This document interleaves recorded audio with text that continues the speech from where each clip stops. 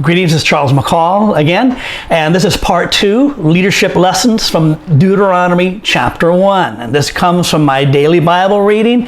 As I was reading through the first chapter of Deuteronomy, just made some notes, and I came up with 18 leadership lessons. And in our first lesson, we covered 1 through 8, and we're going to cover the rest of them now. I think we came up with 16, excuse me.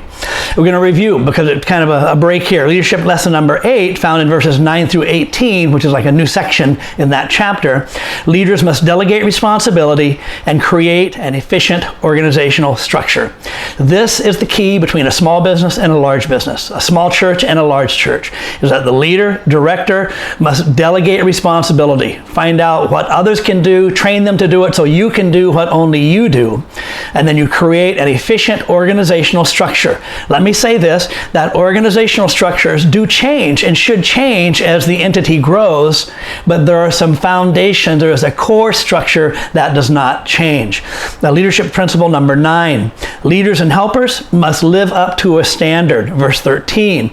And so Moses said, now you guys choose among you your leaders, but I'm going to give you the standard. So it's important. I just talked to a pastor yesterday about this, about how to choose leaders. You don't just choose anybody. They have to be leaders that come up to a basic moral standard and a basic ability, especially moral standard. They have some ability and they have good character. And so again, I'm not going to elaborate on that. You can contact me personally, be happy to communicate with you more personally on some of these things, on any of these points. I'm happy to communicate to you through email or through WhatsApp or Facebook Messenger or any means that you want. Leadership lesson number 10, leaders and helpers must know the standard which they must live up to. And so sometimes the senior leaders, he knows the standard that he wants them to come up to, but he forgets to tell them, this is what I expect of you. And that takes a sit-down meeting.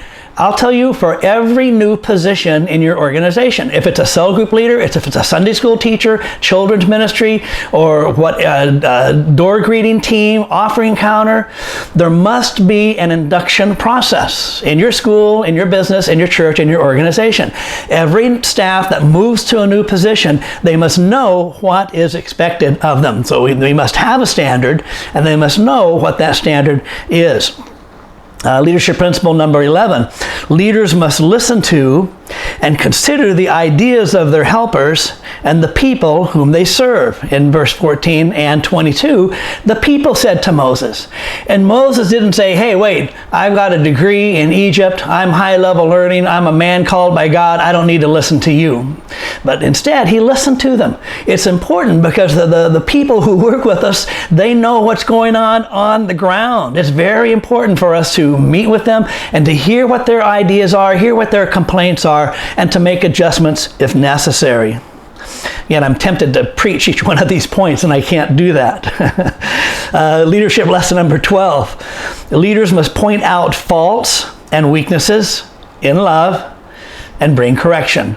Verse 26, and Moses said, now this is what we did, is that God said to do this, and you guys didn't do it. Well, Moses, when you say that, you make us feel bad. Well, this is the level of a leader. This is the role of a leader. A leader must be willing to say the hard things in love, must bring correction.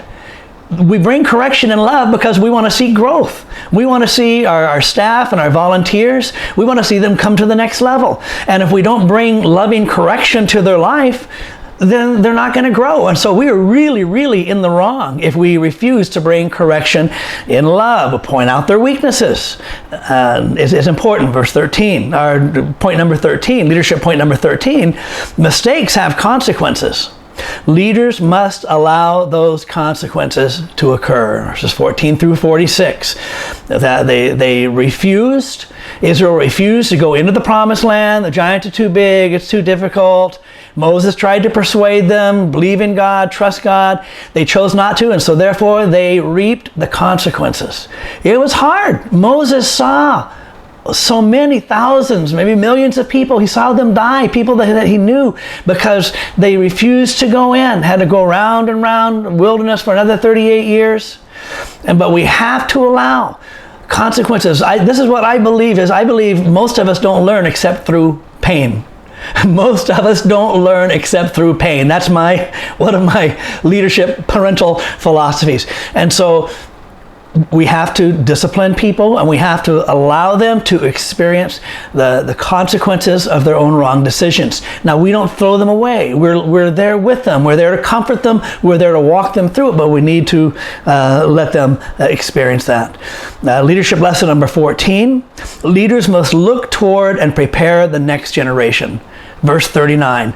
So when God pronounced this first generation, they're all going to die in the wilderness, Moses shifted his focus on the next generation. All right, well, these guys, I love them. I'm not going to reject them, but I'm going to focus on their children and get their children, raise them up as warriors to go in and to take the land and lead us and our nation and lead us into the promised land and prepare the future for us. And so leaders must look toward and prepare the next generation. That means there should be a systematic, if you're in a church especially, from children to youth to young adults, there should be a systematic training of laying the foundation of the Word of God, the principles, the ways of God, living life in this world. It should be laid in them to prepare them for the next generation.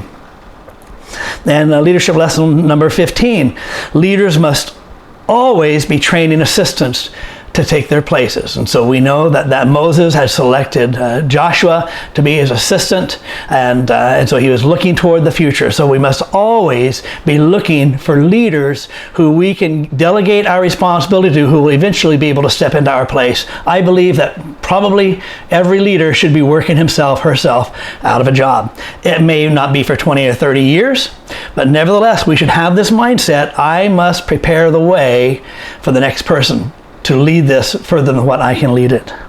Leadership lesson number 16. Leaders must discern the difference between a good idea and a God idea. Verses 41 through 45. And so when the children of Israel, they heard that, oh, we're all going to die, God's not going to be pleased with us. Okay, never mind. Let's go do it. We can go do it. We're going to go do it now. And Moses said, no, don't go into the land and fight, because you will die. God says that you will die if you do it. He is not with you. But they said, it's a good idea. It was a good idea, maybe, but it was not a God idea. There are so many good ideas for your church, your organization, your business, and your school.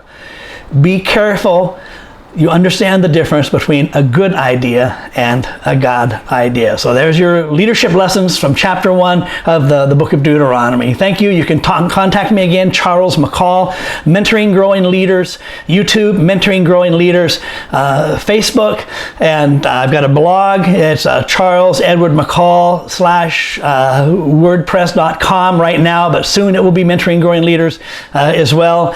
And so you've got lots of resources on that blog. Again, email me at growingleaders75@gmail.com, and I can send you the links to whatever you need.